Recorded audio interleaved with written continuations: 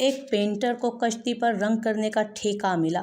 کام کے دوران اسے کشتی میں ایک سوراخ نظر آیا اور اس نے اس سوراخ کو بھی مرمت کر دیا۔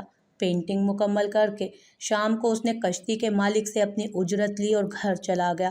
2 دن کے بعد کشتی والے نے اسے پھر بلایا اور ایک خطیر رقم کا چیک اسے پیش کیا۔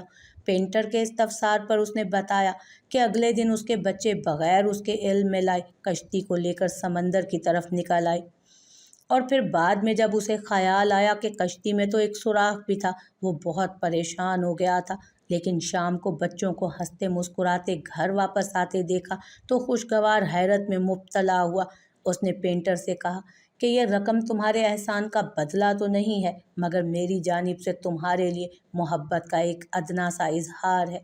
آپ کی زندگی میں بھی بہت سے ایسے چھوٹے چھوٹے کام آئیں گے جو آپ کے کام نہیں، مگر وہ کام بھی کرتے جائیے، کیونکہ نیکی کبھی رائیگاں نہیں جاتی، کسی نہ کسی کی زندگی ضرور بچا لیتی ہے۔